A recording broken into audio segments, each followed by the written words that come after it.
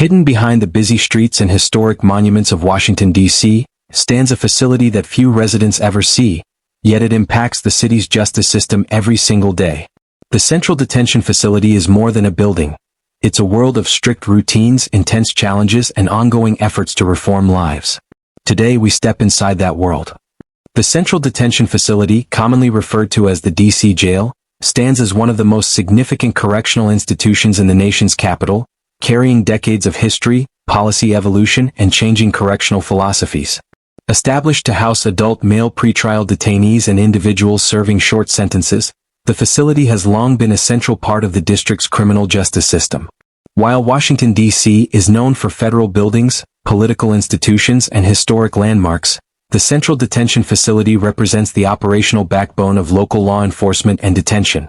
Its story is not only about confinement but also about responsibility, administration, and the evolving approach to incarceration in an urban setting. The origins of the facility trace back to the growing needs of a rapidly expanding city. As Washington, D.C. developed through the mid-20th century, its population, crime rates, and associated demands on the justice system increased significantly. Earlier detention centers within the district were insufficient to meet these demands, both in terms of space and modern standards. The establishment of the Central Detention Facility was therefore part of a broader strategy to create a more organized, structured, and secure environment for individuals awaiting trial or serving shorter sentences. Unlike federal prisons, which house individuals convicted of federal crimes after sentencing, the Central Detention Facility was designed primarily for temporary confinement. This includes individuals detained by local police, individuals awaiting court proceedings, and individuals serving misdemeanor sentences. Because of this, the population within the D.C. jail tends to be highly dynamic. People may enter and leave the facility frequently, and the turnover rate is much higher compared to long-term correctional institutions. This characteristic has shaped the operational demands of the facility, requiring rapid intake processing, efficient classification, and adaptive management strategies to address changing population needs. From its beginnings, the Central Detention Facility was intended to serve not only as a place of confinement but as a structured environment that upholds public safety while also respecting legal standards for detainees. Its historical purpose was tied closely to ensuring that detainees had access to the justice system, attorneys, court hearings, transportation to and from courtrooms, and communication with legal representatives. As the years progressed, the nature of incarceration underwent significant shifts across the United States, and the Central Detention Facility had to adapt. Issues such as inmate rights, facility conditions, access to healthcare, and rehabilitation programs gradually became more prominent priorities. The administration of the facility falls under the D.C. Department of Corrections (DOC), which has played a crucial role in shaping the institution's purpose.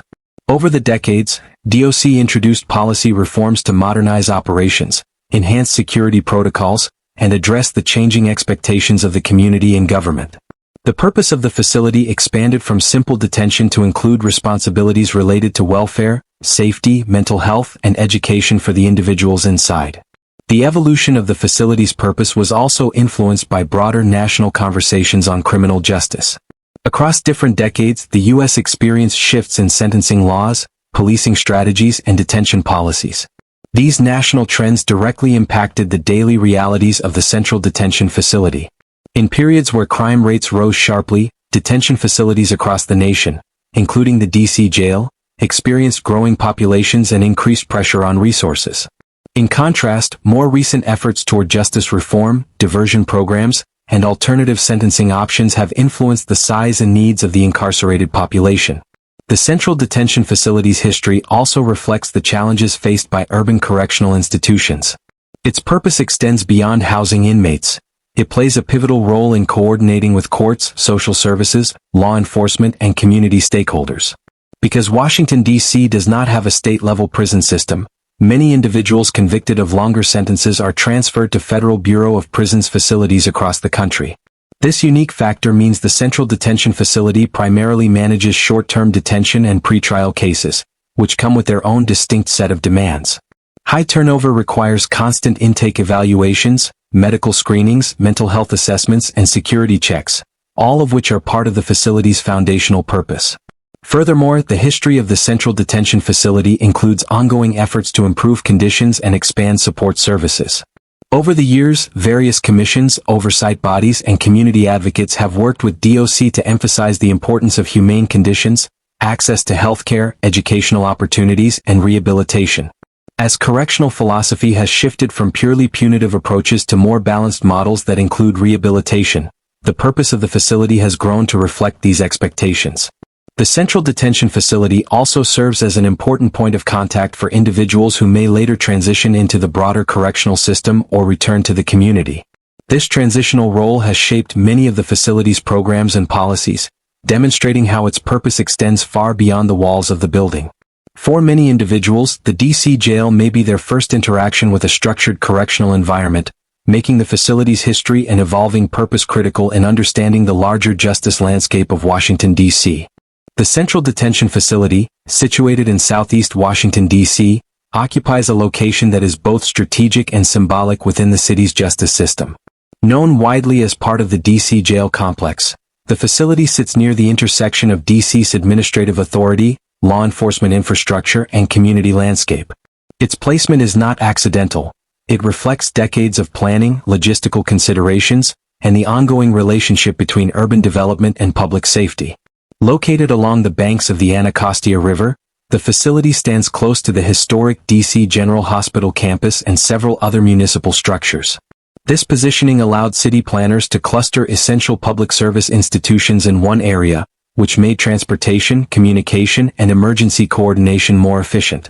The facility's proximity to judicial centers, including the Superior Court of the District of Columbia, also made it easier to manage the frequent transfer of pretrial detainees to and from court hearings. These logistical efficiencies remain critical today, given the high volume of individuals awaiting trial within the Central Detention Facility. The exterior architecture of the Central Detention Facility reflects the style and priorities of the era in which it was built. The structure is utilitarian, designed with practicality and security as the dominant considerations. The facility consists primarily of reinforced concrete, high-security fencing, controlled entry gates, perimeter barriers, and surveillance systems. From a distance, the building communicates a sense of containment and strict order. It is not designed to be visually welcoming. Rather, it prioritizes durability, safety, and clear oversight of inmate movement. Inside the facility, the structure is divided into various functional zones that support daily operations. One of the most essential areas is the intake section, where individuals entering the facility are processed, identified, medically screened, and classified. Because the Central Detention Facility handles a large number of pretrial detainees, the intake area is designed for efficiency and speed, yet accuracy and safety remain critical. Staff members gather essential information, assess risk levels, detect medical needs, and determine appropriate housing units. Housing units form the core of the internal structure.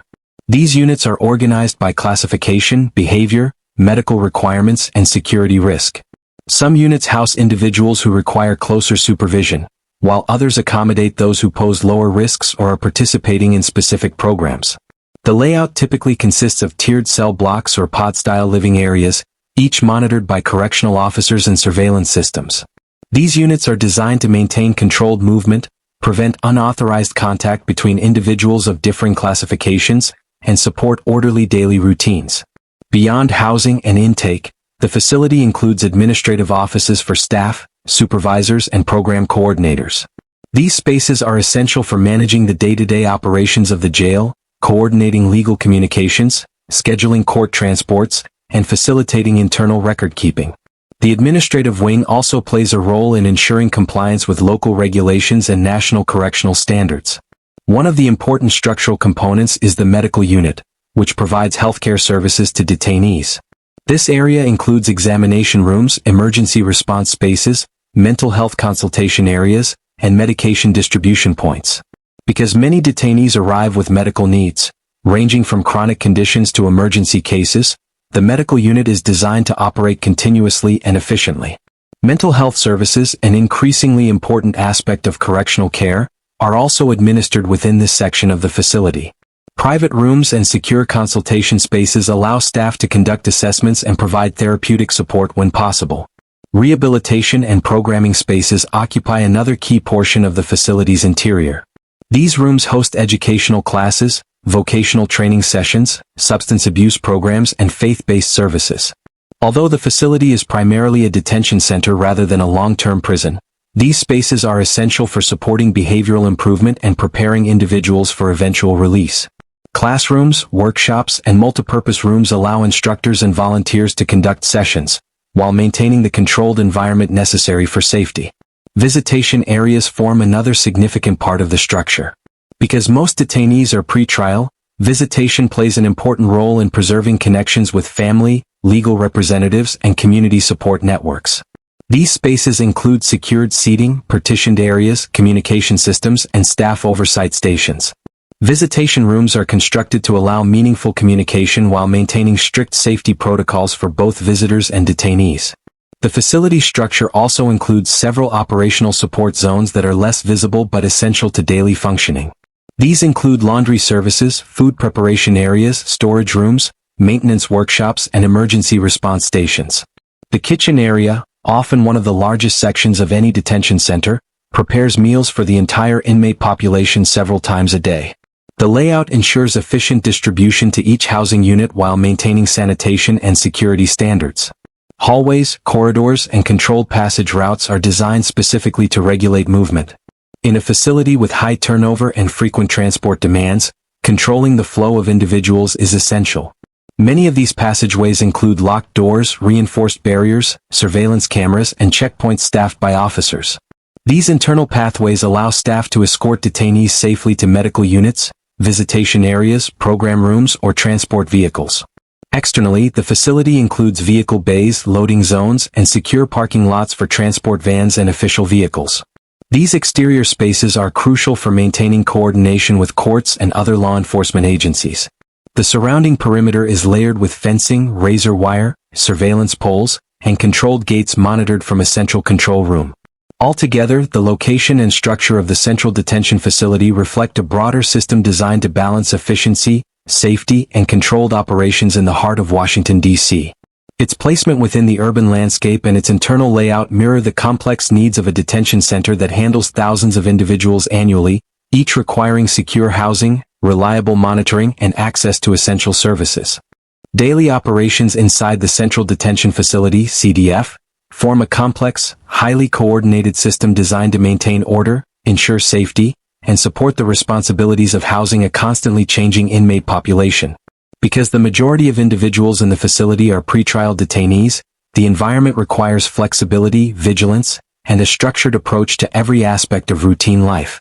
Each day inside the DC jail is the result of carefully planned schedules, strict protocols, and synchronized teamwork among correctional staff, medical providers, administrative personnel, and support departments.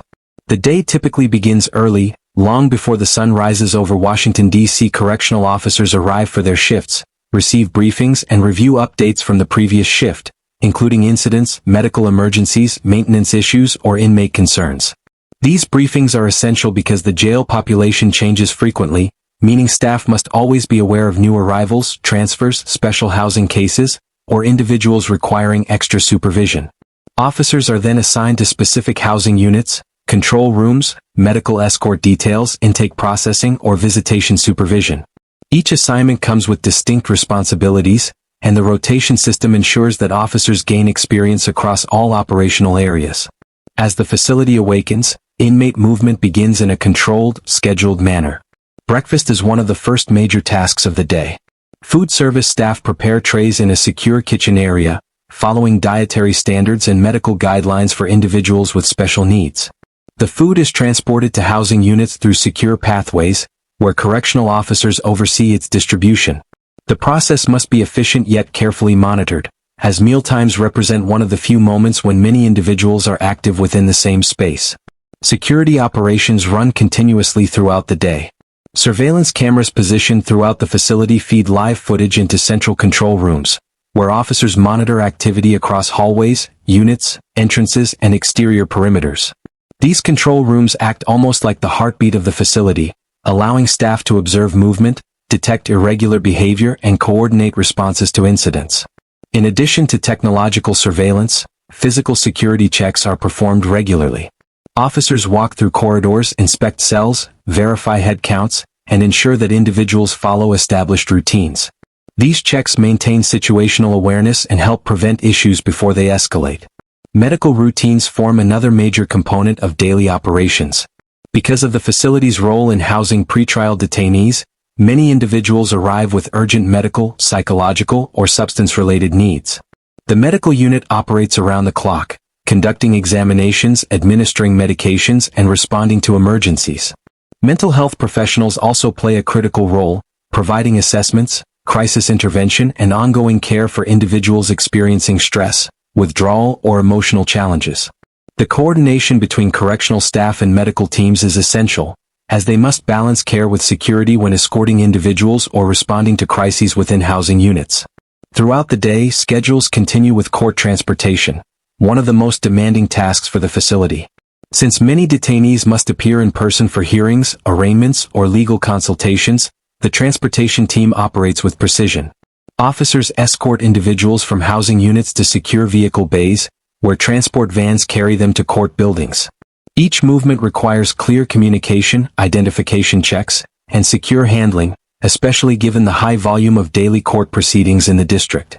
In addition to courtroom transports, daily operations include a variety of internal movements: medical visits, attorney meetings, visitation sessions, program attendance, and classification reviews. Movement inside the facility is highly regulated. Inmates are escorted individually or in small groups through controlled hallways to prevent conflicts or unauthorized interactions. Doors are electronically controlled and require authorization from multiple officers, ensuring that movement is documented and monitored at all times. Rehabilitation and educational programs also function as part of the daily routine. Even though the Central Detention Facility primarily houses short-term detainees, it provides classes in literacy, vocational training, life skills, and health education. Program instructors, volunteers, and DOC staff guide participants through lessons in designated classrooms or multipurpose rooms. These programs aim to maintain mental engagement, reduce idle time, and promote positive behavior. Participation is tracked, and individuals can earn certificates or recognition for consistent attendance. Visitation hours introduce another dimension to daily operations. Family visits, professional visits, and attorney meetings occur in monitored areas that balance privacy with security. Visitors must pass through strict screening procedures, including identity verification, metal detection, and inspection protocols. Correctional staff supervise these interactions to ensure compliance with facility rules while allowing meaningful communication between detainees and their outside support systems. Sanitation, maintenance, and facility upkeep are also integral to daily operations. Cleaning crews, often including inmates assigned to work detail, sanitize hallways, common areas, visitation rooms, and bathrooms. Maintenance teams inspect plumbing, electrical systems, locks, and structural components to address issues that could affect safety or daily function. These behind-the-scenes tasks contribute significantly to order and hygiene within a high-density environment. Shift changes mark the transition from one operational cycle to the next. Officers departing their shifts brief incoming staff on incidents, behavior concerns, special watch cases, and ongoing tasks. The continuity between shifts is vital for maintaining stability. Even at night, operations continue with reduced movement but increased focus on surveillance, lockdown routines, security sweeps, and overnight medical care. Daily operations and security inside the Central Detention Facility form a continuous, coordinated process that requires discipline, teamwork, and constant vigilance. Every action, from meal delivery to surveillance monitoring, plays a role in sustaining order within a dynamic correctional environment where the population changes day by day. The inmate population inside the Central Detention Facility, CDF, in Washington, D.C., is one of the most dynamic and diverse among urban detention centers in the United States. Unlike long-term prisons, where individuals may remain for years or even decades, the D.C. jail houses mostly pretrial detainees and individuals serving short local sentences. This results in a constantly shifting population, frequent admissions and releases, and an environment where classification becomes one of the most critical foundations of daily operation. Understanding who is housed in the facility and how they are categorized explains why the D.C. jail must maintain flexible procedures, strong security assessments, and constantly updated information. A defining characteristic of the inmate population is its high turnover rate. Because the majority of individuals are awaiting trial rather than serving extended sentences, the population changes daily as people are arrested, released on bond, transferred to other facilities, or complete their short sentences. Some individuals may stay only a few days, while others remain for months as their cases move through the court system. This ever-changing population requires intake staff to perform rapid yet thorough evaluations every time a new individual enters the system. These intake screenings include medical checks, mental health assessments, identity verification, and initial security evaluations. The classification process begins almost immediately upon arrival. Classification is a structured system used to determine the appropriate housing assignment, supervision level, and program access for each individual. This process considers a variety of factors: legal status, past incarceration history, current charges, behavior, medical needs, mental health conditions, and vulnerability concerns. A carefully designed classification system is essential because it protects individuals, reduces the risk of conflicts, and maintains an orderly environment within a facility where hundreds of people may live in close proximity. Legal status is one of the first aspects considered. Most individuals fall into the category of pretrial detainees, meaning they have not yet been convicted and are awaiting court hearings. This distinguishes the population of the Central Detention Facility from state or federal prisons, where most individuals are serving long-term sentences. A smaller portion of the population consists of individuals serving short misdemeanor sentences, typically less than 1 year, or individuals held temporarily for administrative reasons. The distinction between pretrial detainees and sentenced inmates shapes housing decisions, daily routines, and even access to programs. Another major factor in classification is security level. Intake staff evaluate whether someone should be placed in general population housing or a more supervised area. The classification review considers behavior history, risk of escape, disciplinary reports from previous facilities, and any documented concerns. Some individuals require closer supervision because of behavioral issues, while others are considered low risk and are placed in less restrictive units. Properly matching individuals to appropriate housing units helps reduce conflicts, ensures staff safety, and preserves a structured environment where daily routines can proceed smoothly. Behavior and temperament are also significant components of classification. Because many people in the facility may feel anxious due to legal uncertainty, stress, or personal circumstances, behavior can vary widely. Classification staff note concerns such as aggression, withdrawal, vulnerability, or signs of emotional crisis. This information is used to guide housing decisions. For example, whether someone should be placed in a calmer unit or one with increased observation. Regular classification reviews ensure that individuals can be reassigned if their behavior or needs change over time. Medical and mental health needs play a central role in determining appropriate placements. Many individuals entering the facility require medical evaluations, treatment for chronic conditions, or support for mental health challenges. The facility includes specialized units where individuals can receive medical monitoring or mental health care. Ensuring that individuals with these needs are placed in appropriate areas is essential not only for their well-being but for maintaining overall facility stability. Mental health staff often collaborate with classification teams to identify individuals who require special housing arrangements, therapy sessions, or additional observation. Vulnerability assessment is another critical part of the classification process. Some individuals may be at risk of harm due to age, physical condition, personal background, or other factors.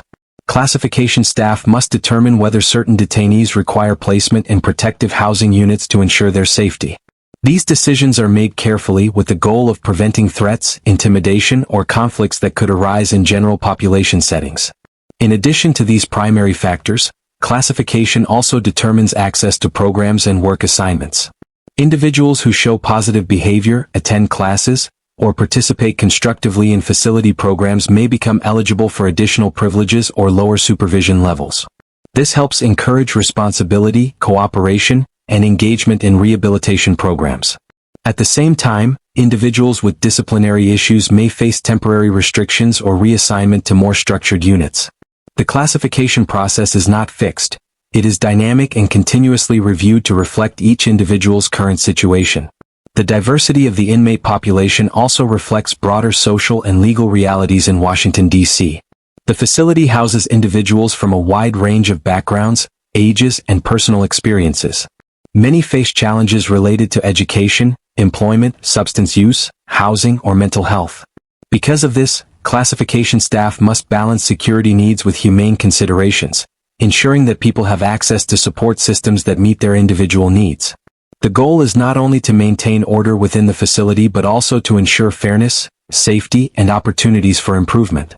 Ultimately, the inmate population and classification system at the Central Detention Facility illustrate the complex nature of operating a major urban detention center.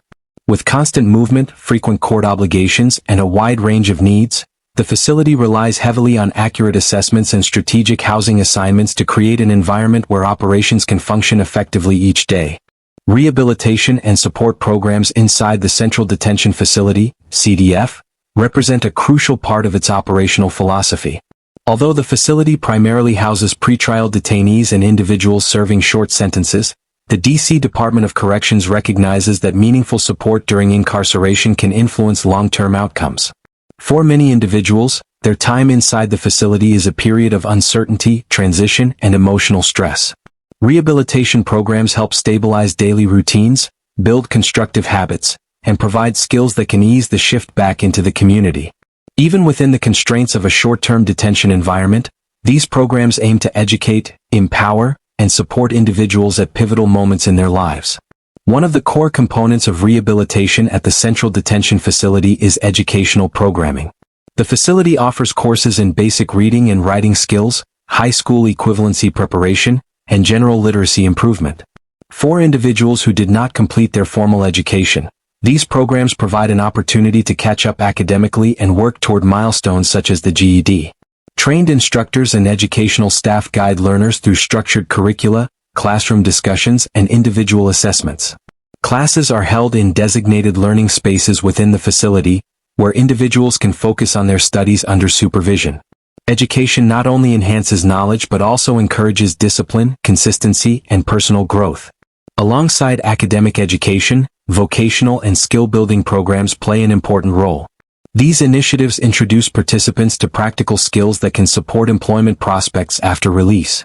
Examples may include training in food service, maintenance tasks, computer literacy, or other hands-on activities that prepare individuals for entry-level job opportunities. Although the facility cannot offer the full range of vocational programs found in long-term prisons, it still aims to give participants foundational abilities that promote confidence and workforce readiness. Learning these skills provides structure, reduces idle time, and contributes to a sense of achievement. Substance abuse support programs form another key pillar of rehabilitation. Many individuals entering the Central Detention Facility struggle with substance use challenges, and detention may be their first sustained period without access to drugs or alcohol. The facility's substance abuse counseling services offer group sessions, educational workshops, and therapeutic discussions guided by trained counselors. These programs focus on understanding addiction, managing withdrawal symptoms, identifying triggers, and building healthier coping mechanisms. Participation can also help individuals prepare for long-term treatment programs after release, fostering a clearer path forward. Mental health support is equally important, given the high number of detainees who experience stress, anxiety, depression, or other psychological challenges during incarceration. The facility provides mental health evaluations, crisis intervention, and individual counseling. Licensed professionals work with individuals to understand their emotional needs, stabilize their mental state, and plan further care when needed. Mental health staff often collaborate with correctional officers to identify individuals showing signs of distress, ensuring they receive support before issues escalate. These services help protect the well-being of detainees and contribute to a safer environment overall. The Central Detention Facility also incorporates reentry programs, which are designed to help individuals prepare for life after release. Even though many detainees may spend only a short time in the facility, reentry support can still make a significant difference. Reentry educators assist individuals with planning for employment, housing, transportation, and community resources. Sessions may include resume writing, interview preparation, goal-setting discussions, and guidance on navigating legal obligations such as court appearances or probation requirements. These programs aim to reduce the risk of future legal trouble and improve the likelihood of successful reintegration into society. Faith-based programs play an important role as well. Chaplains and volunteer faith groups offer spiritual counseling, religious services, and personal guidance for individuals seeking moral support or emotional grounding. Faith-based activities often include discussions, reading groups, or worship sessions that help participants build resilience and maintain positive attitudes. While voluntary, these programs give many individuals a stable routine, a sense of community, and a source of encouragement during challenging times. Another important element of rehabilitation inside the facility is life skills training, which focuses on personal development and daily responsibilities that support long-term stability. Life skills sessions cover topics such as communication, emotional management, decision-making, financial literacy, and conflict resolution. These sessions help individuals reflect on their choices, understand consequences, and develop tools for better behavior moving forward. By strengthening emotional and practical skills, the programs provide individuals with strategies they can use outside the facility. Family engagement also contributes to rehabilitation, even within the controlled environment of a detention center. Visits, phone calls, and virtual communication help maintain relationships that can support individuals during and after incarceration. Some programs include family-focused discussions, parenting classes, or support groups that encourage positive connections. These relationships can provide stability and motivation for individuals working toward change. Volunteer programs add another layer of support. Community volunteers may offer classes, mentorship, reading programs, or motivational workshops. Their presence fosters a connection between the facility and the broader DC community, emphasizing that rehabilitation involves collaboration, compassion, and shared responsibility. Volunteers bring fresh perspectives and teach skills that go beyond academic or vocational training, including personal growth, creative expression, and leadership development. Finally, rehabilitation programs inside the Central Detention Facility aim to create an environment where individuals feel supported, informed, and capable of building a more stable future. While the facility's primary purpose is detention, its programs highlight a broader mission: to encourage transformation, self-reflection, and development for individuals navigating a difficult period in their lives. The integration of education, counseling, skills training, and reentry preparation helps individuals make meaningful use of their time inside, equipping them with resources that may guide them toward a more positive path once they return to the community. The Central Detention Facility, CDF, in Washington, D.C., operates within a complex landscape of demands, expectations, and limitations. As one of the main detention centers for the nation's capital, the facility must manage a constantly shifting population, provide essential services, and maintain safety standards while addressing structural, operational, and social challenges. These challenges have evolved over time, reflecting changes in the city's criminal justice system, shifting inmate needs, and the pressures of managing a high-turnover detention environment. Understanding these challenges helps illustrate the realities of running an urban detention center where daily operations must adapt to both immediate and long-term concerns. One of the most persistent challenges faced by the Central Detention Facility is overcrowding. Because the majority of the population consists of pretrial detainees, the jail often experiences rapid increases in admissions due to law enforcement activity or court scheduling patterns. Overcrowding places strain on nearly every aspect of facility operations: staffing, housing availability, medical care, and program capacity. When housing units near full occupancy, the risk of tensions, misunderstandings, and disruptive behavior rises. Overcrowding also limits the facility's ability to separate individuals based on classification, behavior, or vulnerability, making it more difficult to maintain order and protect those who require special supervision. Closely linked to overcrowding is the challenge of staffing shortages. Staffing a detention center requires a consistent workforce of trained correctional officers, medical professionals, mental health workers, and administrative personnel. However, retention and recruitment remain ongoing issues.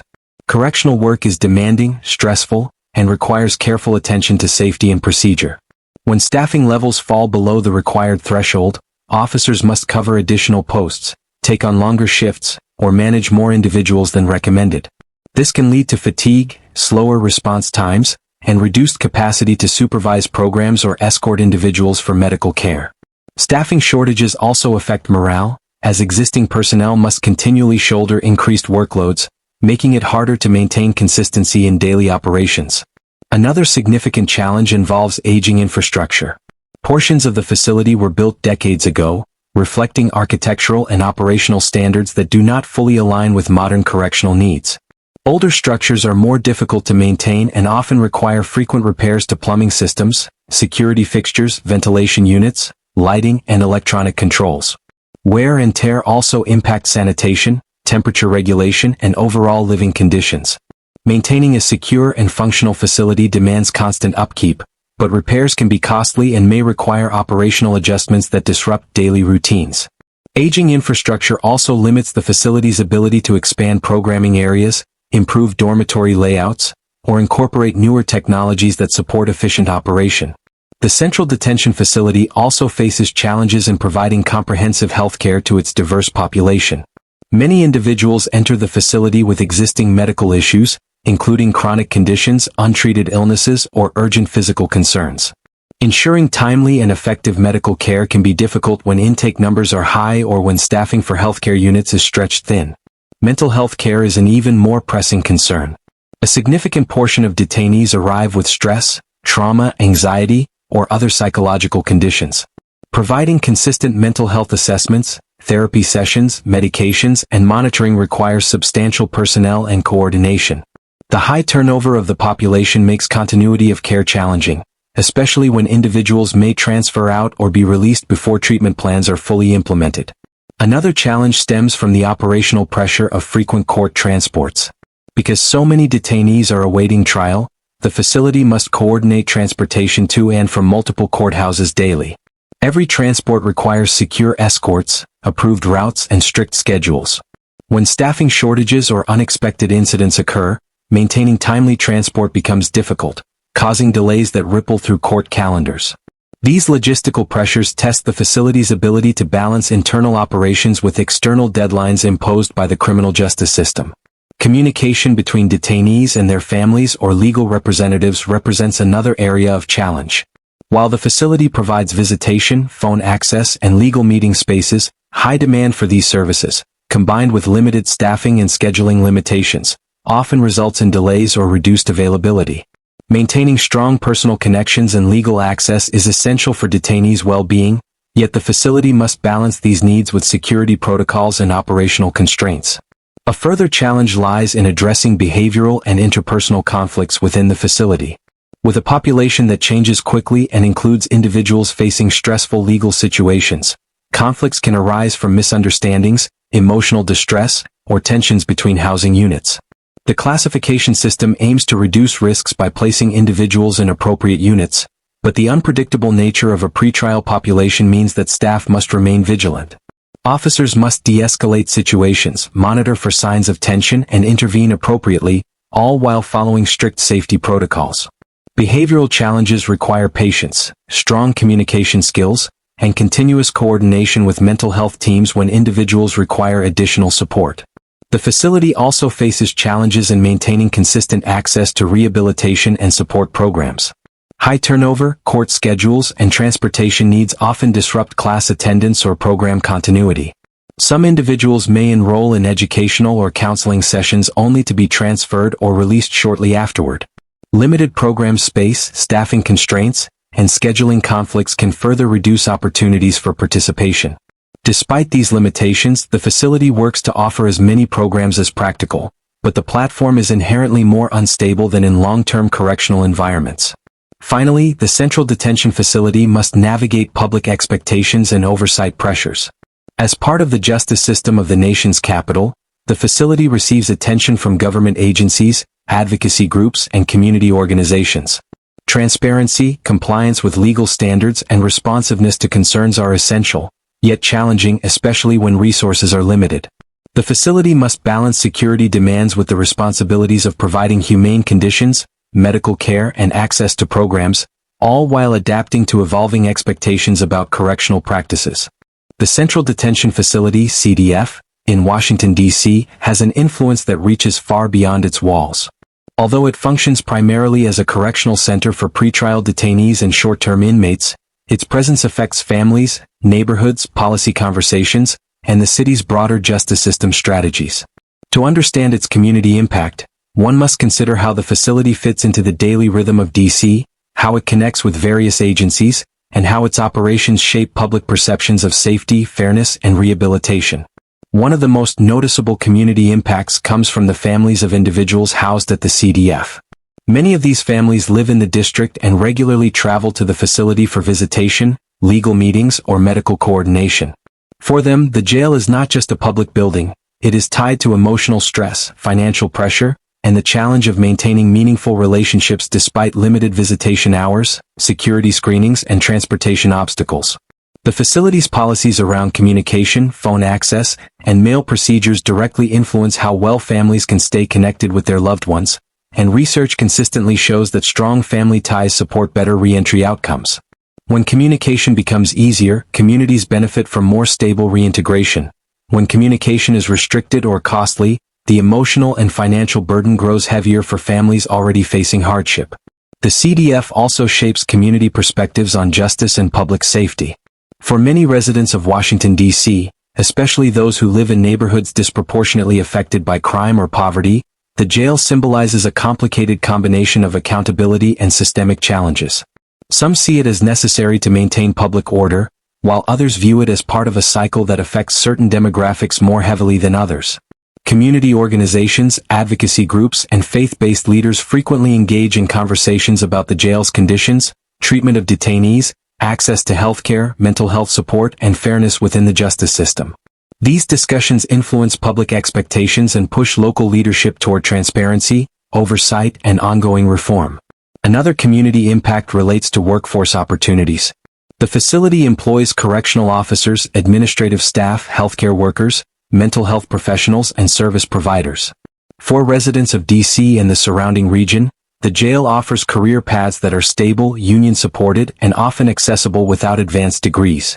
However, staffing challenges such as high turnover, burnout, and recruitment difficulties can place strain on both employees and facility operations. When staffing levels drop, community members feel the ripple effect through slower program delivery, reduced movement schedules, or increased safety concerns inside the facility. Strengthening workforce development and improving job satisfaction remain priorities that directly affect both employees' quality of life and the facility's ability to function effectively. CDF's role in rehabilitation and reentry support is equally central to its community impact. The District of Columbia has been steadily moving toward a justice model focused on rehabilitation rather than punishment. Programs inside the jail, such as GED preparation, job readiness training, substance abuse counseling, and mental health services, are designed to help individuals prepare for life after release.